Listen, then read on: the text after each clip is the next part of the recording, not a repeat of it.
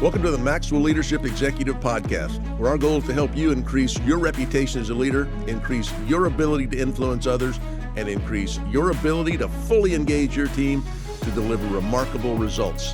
Hi, I'm Perry Holly, a Maxwell Leadership facilitator and coach. And I'm Chris Cody, Executive Vice President with Maxwell Leadership. Welcome and thank you for joining.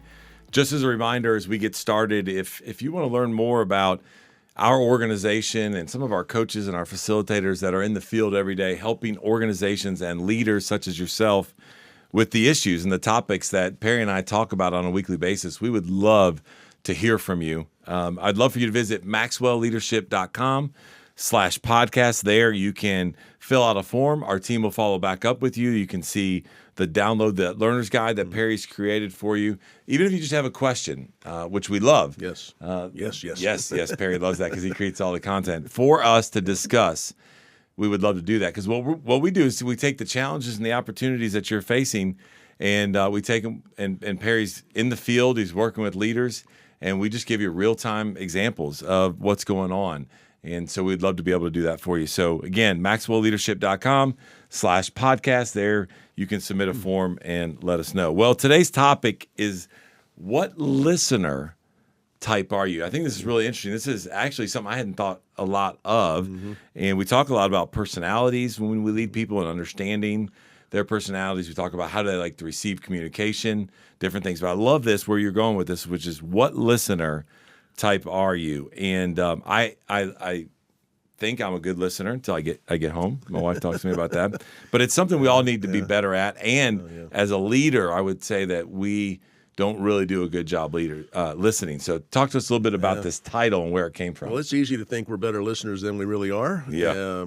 But we all need to be working on it, like you said. But what I found, this was in a Dale Carnegie book on called Listen, and I was fascinated by, they had identified 7 types of listeners, and I thought, typically the lesson would be, don't be one of these. So we say, don't do this, don't do that. But the way we've been doing it in the workshop is saying, let's say you're talking, you're trying to be heard, you want people to listen to you, but you run into one of these 7. What can you do? What should you do? You know you're not going to be heard. So we'll take it from that side. And, of course, don't be any of these. Right. Maybe, though, number 7, the engager. But we get to the last one, Why don't you tell them what the 7 types are, and we'll get going. Yeah, so we're going to jump in. I love this. I love this idea. And I think as you're listening to us or you're watching us today on YouTube, I think you can probably identify some people around the table, around your team that have these. And our challenge would be to identify it internally in yourself. Are you, do you have some of these habits, and to work through those? So the 7 are the preoccupied. It's funny because as I go through this, I have images in my mind of people. I didn't put any names out next to them. Didn't put names. The out-to-lunchers is the second one. The third one of what listener type are you is the interrupters. And that one drives me crazy. Number 4, the whatevers. The 5th one is the combatives. The 6th one is the analysts. And then finally, you give us a positive one here at the end. Number 7, the engagers. Yeah, so let's just start from the top and say that the preoccupieds, and most of these you'll get what they are by the title, by the way they're labeled, but this is the person that's tapping their foot, they're anxious, they're looking around, they're checking the clock, they're just not engaged, they come across as rushed or hurried. They're trying to get out the door, constantly looking around. You might know them as multitaskers.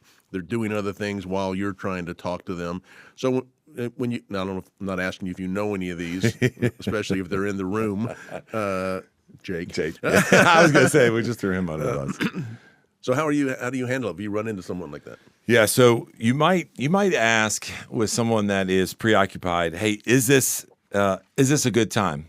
Or it's funny because I'm even thinking about as a parent with my children and technology. Like it's the way they've grown up. It's unintentionally they are on their phone or on their device, and I'm having a conversation. And so you could say, hey, I need your undivided attention for just a moment. Like let's dial in here and focus this. And then what I want in this one is to begin with a statement that will get their attention. Be very brief with it, but get to the bottom line quickly, because their attention span is extremely short.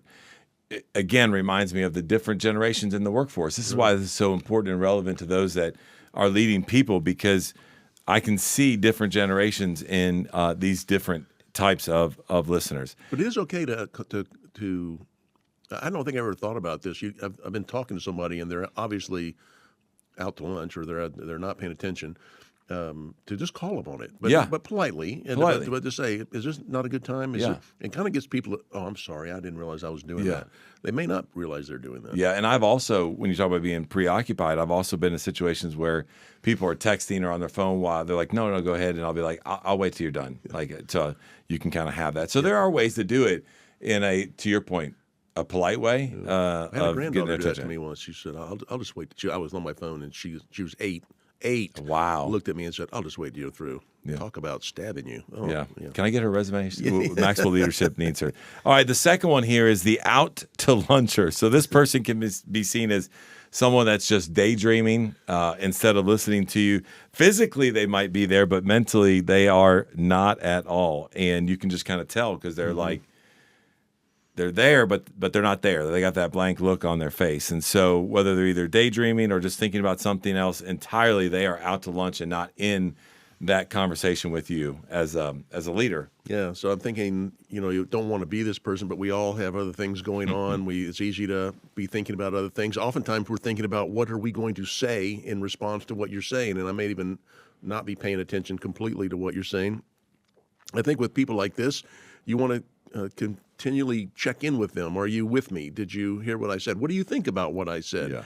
Trying to just bring them back from wherever they are. If they're at the beach, bringing them back to the conversation, continually, politely again, just re-engaging.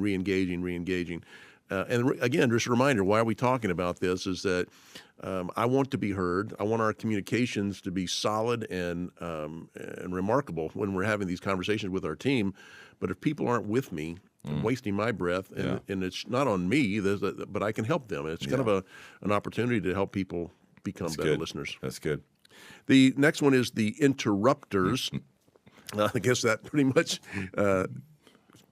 speaks for itself, but the individual is just waiting for their chance to jump into the conversation. They want to chime in at any given time. They're waiting for you to take a breath. They're just pursed, ready to jump on that. They're focused on really trying to guess what it is you're going to say next, and they've already got it figured out what you're saying. So I'll just go ahead and finish it for you. Hey, podcast listeners. Do you have a clear plan for growth? Achieving big results most often does not require big life changes. Small improvements over time compound into big results. Download the Maxwell Leadership App.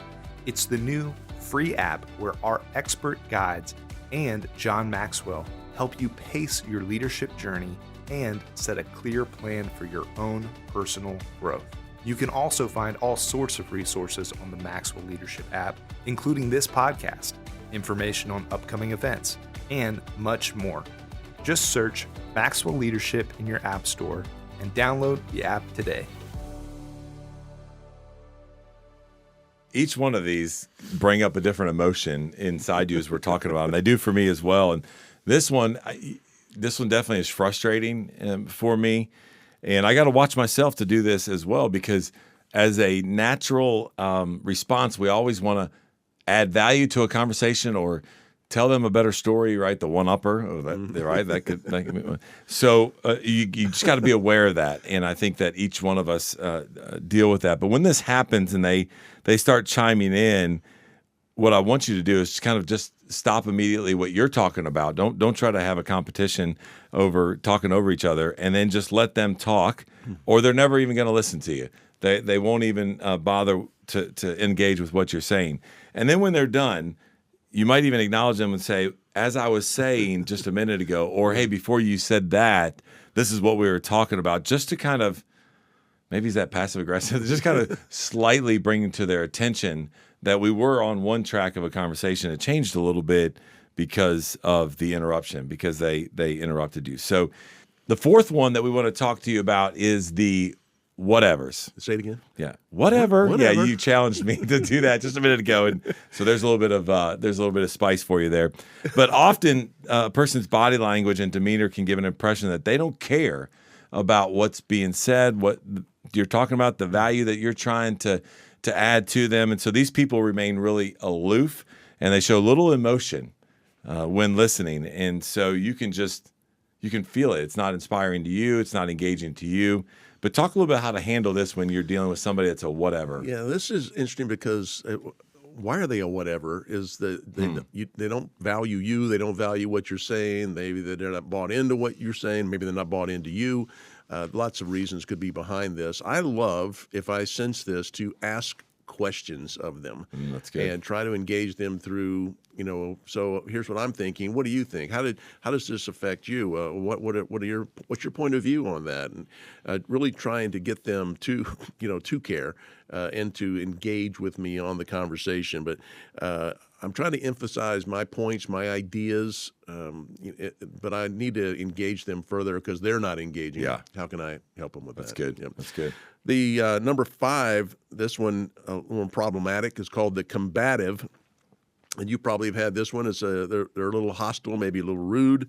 They're not listening for understanding.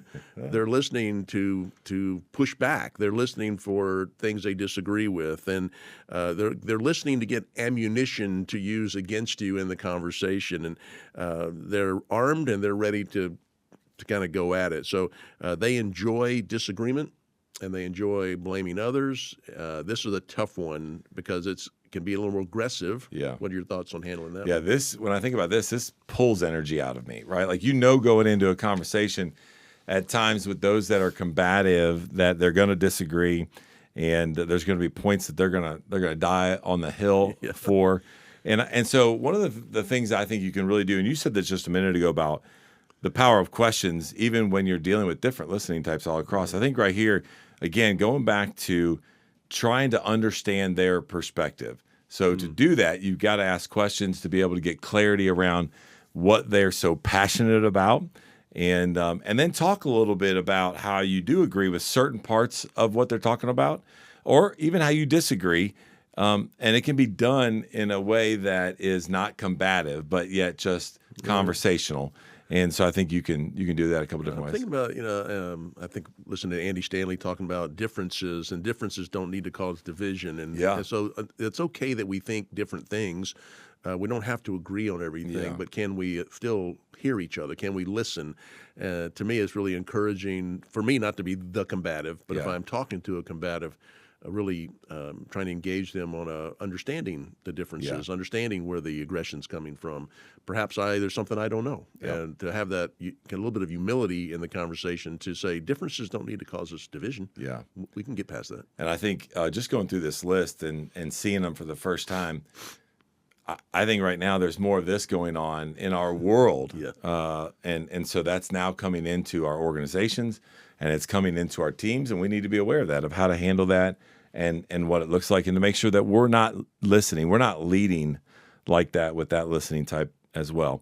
Well, the 6th one we want to talk about is the analyst, and the analyst probably has no idea that their listening style is completely ineffective.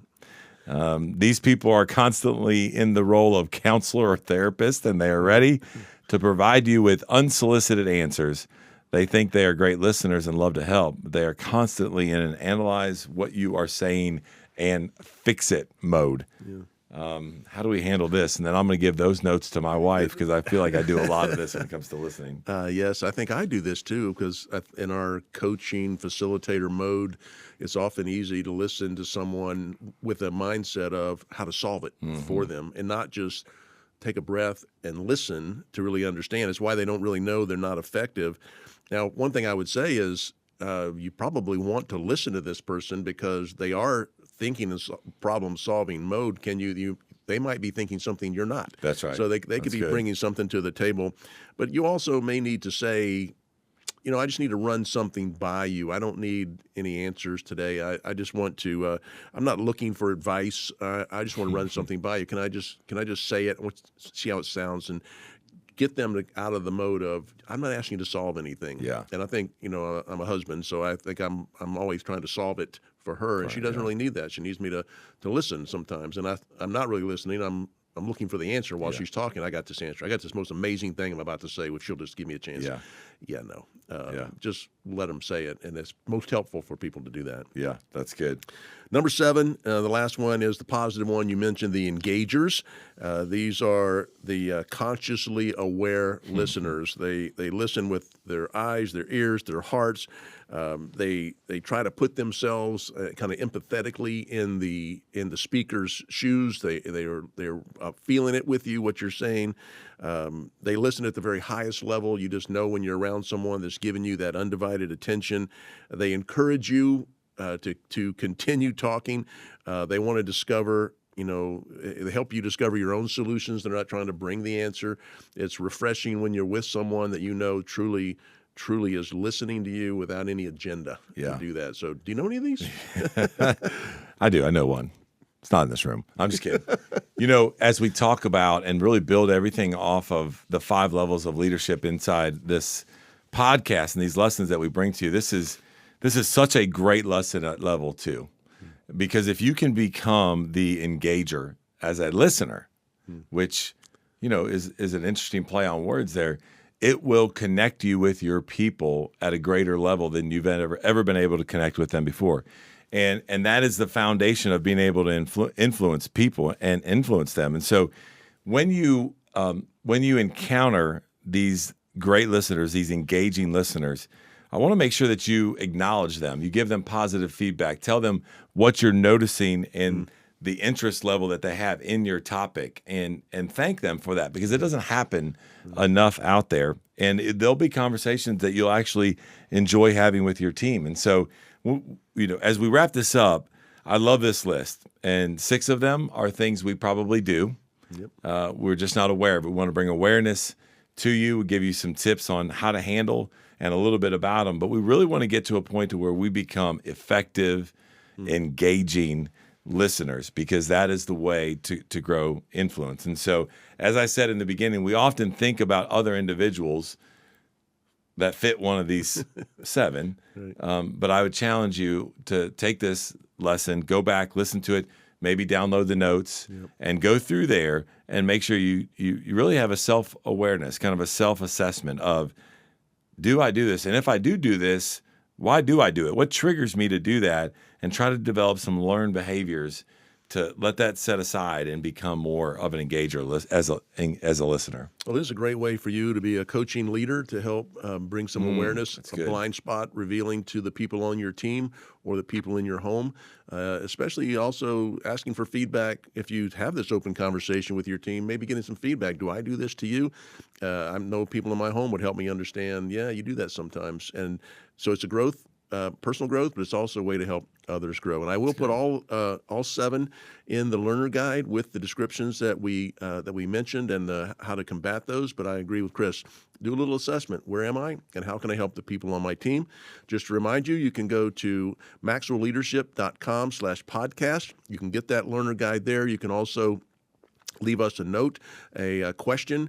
You can also learn about our other offerings. And we're always glad to hear from you, and we're very grateful that you would spend this time with us. That's all today from Maxwell Leadership Executive Podcast.